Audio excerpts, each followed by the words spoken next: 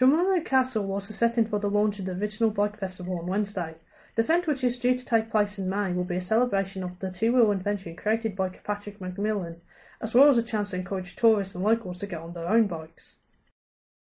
Thank you. Spurs Cycling is really delighted to be working in partnership again with Dumfries and Galloway. Obviously we've been involved with Tour of Britain with Ian and his colleagues, and I think this event really brings so much to this area that we've been already starting to generate through our youth development programme, through the two youth clubs, one of which is based here at Drumlanrig Castle and the other over at maybe Stepping Stones. Stepping Stones recently were accredited with their Go Ride Club Mark status, so they're going from strength to strength. And I think in terms of the festival itself, it brings cycling into the heart of the region, into the towns and cities, and we're really hopeful that those criterion events will engage the communities within the area and will create that audience for the sport and allow people to participate in every way, whether it be as a spectator, as a participant, or just simply dropping by EJ1. World Biking Champion Mark Beaumont spoke to us about why the event will be an important one for the region.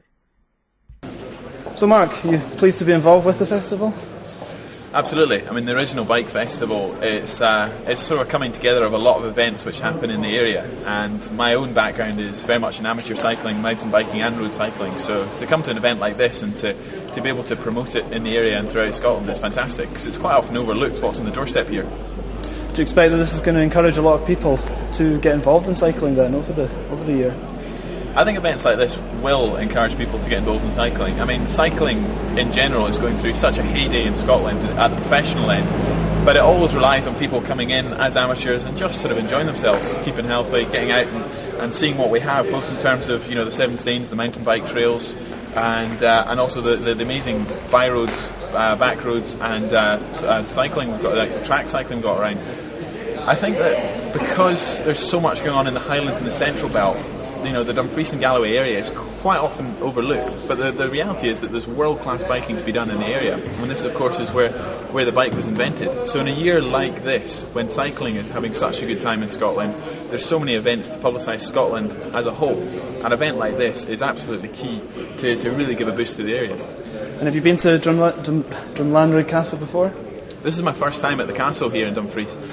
Quite spectacular. I think it's quite a hidden gem. I mean, you drive up that entrance and it's like nothing else. I think that the fact that the bike museum is here, the fact that they've got a lot of the history of the bike in the region means that it's a great place to host an event like this. So, no, delighted to be here, and it's a discovery for me as well. Hey, I was going to ask, have you taken part in any of the Seven Stains trails yet? They're down here. I've cycled a lot in the area. I've done more road cycling in this area, but I've got my mountain bike training at the moment, so I might bring it down because I'm back down for the festival at the beginning of May. So I'll definitely bring my mountain bike with me. But my own cycling experience in the Dumfries and Galloway area has all been road cycling. And what are your plans for the future?